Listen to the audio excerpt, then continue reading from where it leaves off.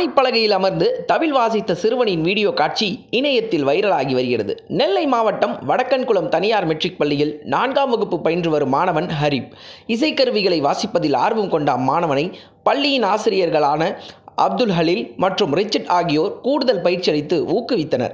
இந்த நிலையில் 2 சக்கர வாகன ஓட்டிகள் ஹெல்மெட் பயன்படுத்த வேண்டிய அவசியத்தை விளக்கும் விதமாக கூர்மையான ஆணிப்பலகையில் அமர்ந்து விழிப்புணர்வு பிரச்சாரம் செய்தான் மாணவன் ஹரிப்.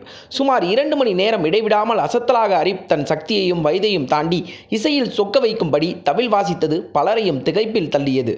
2 வீலர் வாகனங்களை இயக்கும் அனைவரும் தங்களின் உயிர் காக்கும் பொருட்டு கட்டாயம் ஹெல்மெட் அணிய வேண்டும் என்று அழுத்தமாக சொல்கிறான் சிறுவன் ஹரிப். இந்த ஆச்சரிய மாணவனை பள்ளி முதல்வர் சுடலை ஆண்டி உள்ளிட்ட ஆசிரியர்கள் பாராட்டி மகிழ்ந்தனர். மேலும் இந்த நிகழ்ச்சி கின்னஸில் இடம்பெறும் வகையில் லிம்கா புத்தகத்திற்கு அனுப்பி வைக்கப்பட்டது.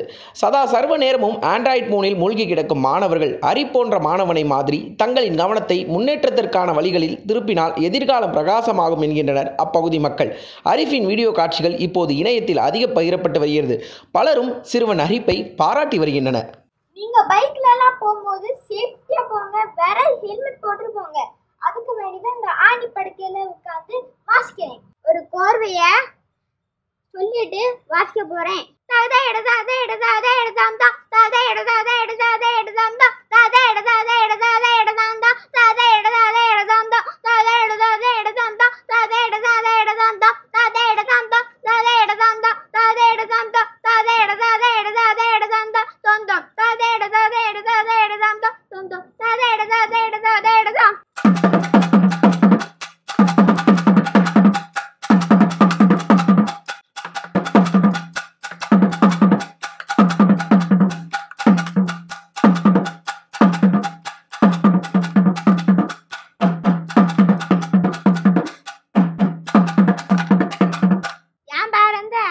நான் வந்து பாலகிருஷ்ணா மெட்ரிக் ஸ்கூலில் படிக்கிறேன்.